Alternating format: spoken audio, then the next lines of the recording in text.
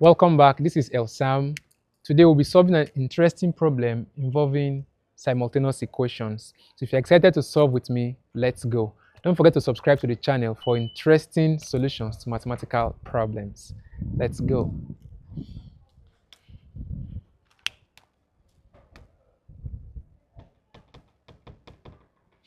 Okay, for reference sake, let's call this equation 1 and this equation 2. So equation 2 will have xy equal to 6. We can divide both sides by y so that x will be equal to 6 over y. So x is equal to 6 over y. Now we can substitute 6 over y for x in equation 1. So we'll bring this equation 1 and replace our x with 6 over 2. So from equation 1 we'll have x squared. So x will be 6 over y squared plus y squared equal to 13.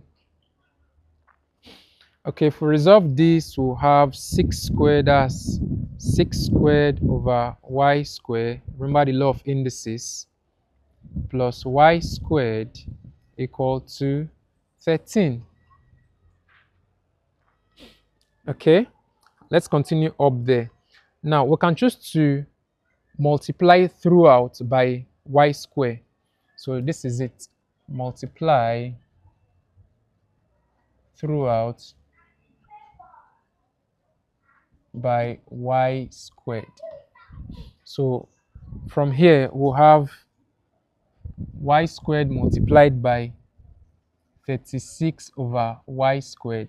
That's 6 squared is 36 all over y squared, plus we also have y squared multiplied by y squared, which is this term, equal to y squared multiplied by 13. So we multiply throughout by y squared. Okay, so this will cancel out.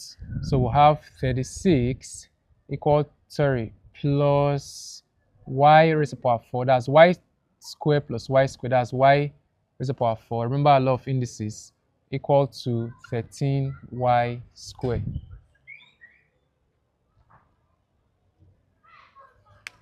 Okay, so what can we do from here? Let me rearrange. So we'll have y raised to the power 4 minus, I'm bringing this 13y squared in here, so it becomes negative 13y squared. So 13y squared, we'll have plus 36 here equal to 0. Okay, now we can do something from here. For this is a power of 4. We can say let p be equal to y squared. Because by doing this, we can bring down this power, and then it's easier for us to proceed. So if we do that, this will give us what? From here we'll have y squared, right? Remember the law of indices, minus 13y squared plus 36 equal to 0. So now if we apply this, this will give us p squared minus 13p plus 36 equal to 0. And this is a quadratic equation that can be solved by factorization or completing the square or the use of formula. But I prefer factorization. Let's factorize. So to factorize this,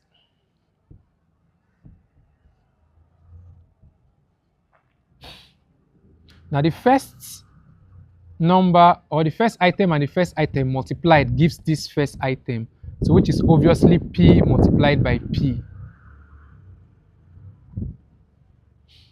Now, the second item in this bracket multiplied by the second item in this bracket, multiplying both of them gives us this C, which is the last item in that bracket. Now, to get 36, it is possible we have 1 multiplied by 36, 2 multiplied by 18,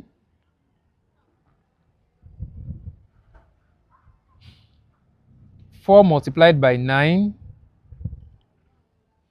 Now, the interesting condition is that the two numbers you are going to pick, they will add up to give B. So this looks like what will give us B.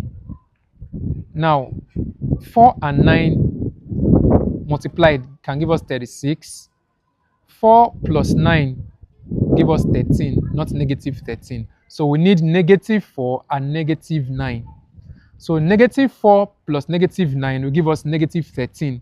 Negative 4 multiplied by negative 9 will give us positive 36. So that's the perfect. So this will give us negative 4 and negative 9. So let's proceed up there. Now we have this product equal to 0. And when you have a product equal to 0, either of the items or numbers will give us 0. So we are going to have P, either P minus 4 is equal to 0, or P minus 9 is equal to 0. And then from here, we can say P is equal to 4 or P is equal to 9. Interesting. So we got our P, but originally we weren't looking for P. We're looking for X and Y when we solve the system, X and Y. Now, we introduce P from here as Y squared. So if we bring it back, so when P is equal to 4, it means Y squared is equal to 4.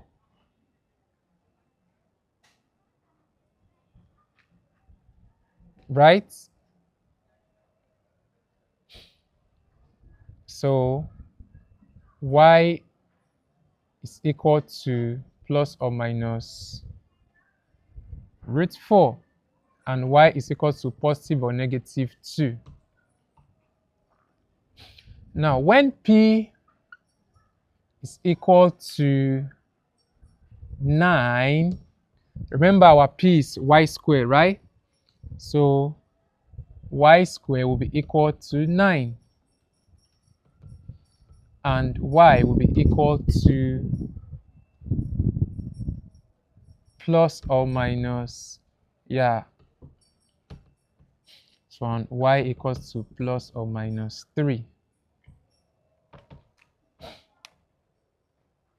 So now we have 4 possible values for Y. So Y will have negative 2, positive 2, negative 3, and positive 3. So these are the 4 possible values for Y. And let's bring it to X. So let's start. When Y is negative 2,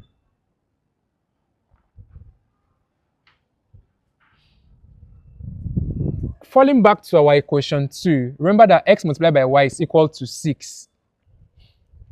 So if X multiplied by Y equal to 6, that's X multiplied by Y equal to 6, X will be equal to 6 divided by what? Y, which will be 6 divided by negative 2, which is negative 3. Okay, that's the first case. So these are the values for Y. Now, this is one case for X. So when Y is positive 2, X will be 6 divided by Y, which is positive 2, and that will be 3. Second case. And the third case, when y is equal to -3, x will be equal to what? Okay, let me move it up here to proceed. So I'm leaving the question.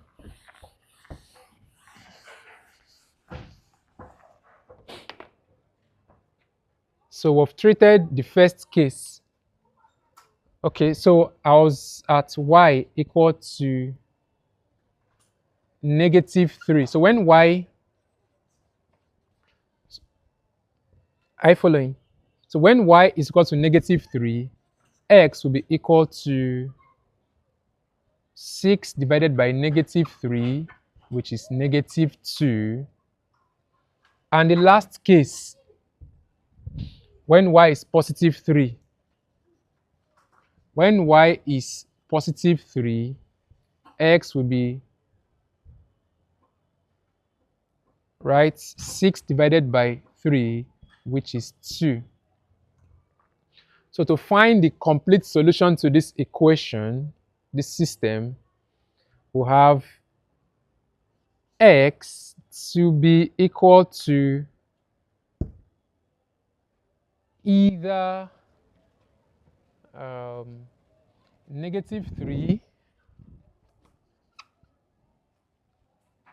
+3,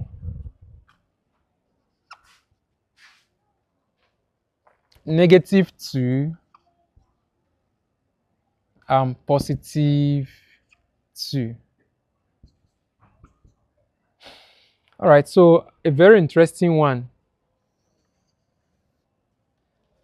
So we have 4 possible values of x, y, and 4 possible values of x. So and they map to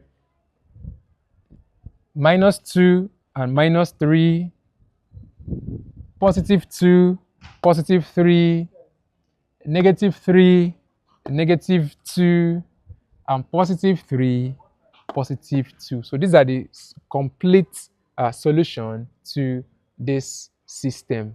Now, I remain Earl Samm.